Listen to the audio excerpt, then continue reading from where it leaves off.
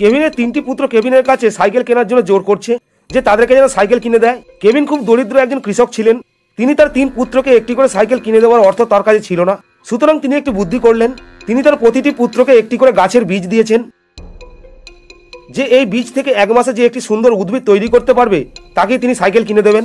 তারা 3 জনই সেই বীজগুলি নিয়ে যত্ন সহকারে একটি মাটিতে পুঁতে দিলেন আর সেই বীজটিকে খুব সুন্দর করে যত্ন করতে লাগলেন। 1 মাস পরে স্টিভের 2টি ছেলে খুব সুন্দর 2টি গাছ নিয়ে স্টিভের কাছে এলেন। আর ছোট ছেলেটি শুধু টপ নিয়ে এলেন, কারণ তার টপে গাছ হয়নি। যে আমি বীজ থেকে গাছ তৈরি করার জন্য খুব যত্ন নিয়েছিলাম, কিন্তু আমার গাছ হয়নি, আমি গাছ তৈরি করতে ব্যর্থ হয়েছি। এখন আপনি কি অনুমান করতে পারছেন যে কেভিনের এই 3টি পুত্রের মধ্যে কাকে সাইকেল কিনে দেওয়ার সিদ্ধান্ত তিনি নেবেন? এই পুত্রকে, বি পুত্রকে, না সি পুত্রকে?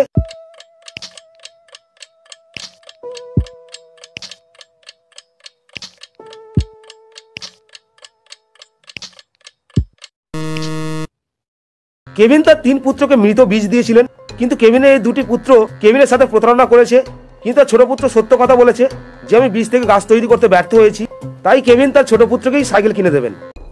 লেয়ারের বন্ধু তাকে সবেমাত্র কারাগার থেকে পালিয়ে আসা একটি সিরিয়াল কিলার সম্পর্কে সবেমাত্র অবহিত করেছে।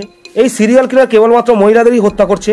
লেয়া মধ্যাহ্ন ভোজনের জন্য বাইরে না যাওয়ার সিদ্ধান্ত নিয়েছে এবং পিৎজা অর্ডার করার জন্য পিৎজা ম্যানকে ফোন করেছে। ঠিক সময় মতো পিৎজা বাড়িতে এসেছে, কিন্তু সেই পিৎজা দিতে 2 জন লোক বাড়িতে এসেছে।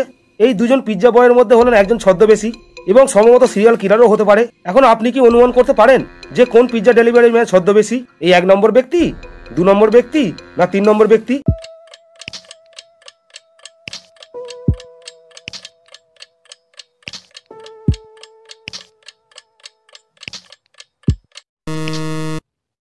আপনি যদি সঠিকভাবে এই 2টি পিৎজার দিকে ভালো করে দেখে থাকেন, তাহলে দেখতে পাবেন যে 1 নম্বর ব্যক্তির পিৎজা বাক্সে পিৎজার লেবেল লাগানো আছে, অর্থাৎ তিনি পিৎজার জায়গা থেকেই এসেছেন। আর অন্যজন হলেন ছদ্মবেশী।